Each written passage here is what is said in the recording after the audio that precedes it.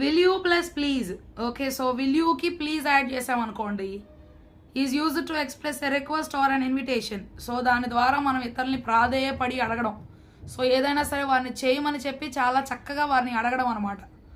Okay, so అటువంటి సందర్భంలో ఏదైనా చేయమని వారిని బ్రతిమాలేటప్పుడు ఆర్ అన్ ఇన్విటేషన్, వారిని ఏదైనా చేయడానికి మనం ఆహ్వానించేటప్పుడు, సో అప్పుడు ఈ యొక్క విల్ యూ ప్లీజ్ అనేటువంటి దాన్ని వాడతాం అనమాట.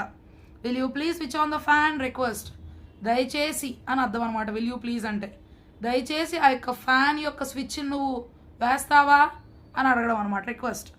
Will you please close the window, so ఆ యొక్క కిటికీని నువ్వు మూస్తావా నా కోసం అని చెప్పి అడగటం అనమాట.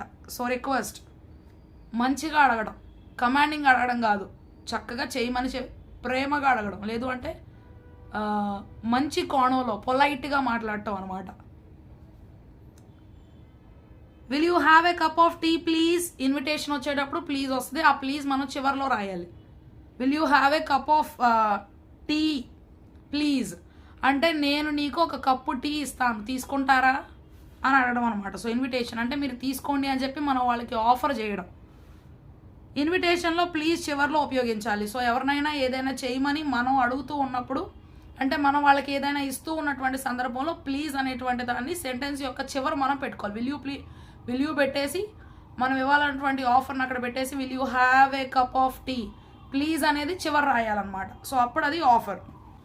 Will you have a few biscuits please. Okay, so నేను నీకు కొన్ని బిస్కెట్స్ ఇస్తాను ప్లీజ్, మళ్ళీ ఇన్విటేషన్ కాబట్టి ప్లీజ్ అనేటువంటిది చివర పెట్టాం.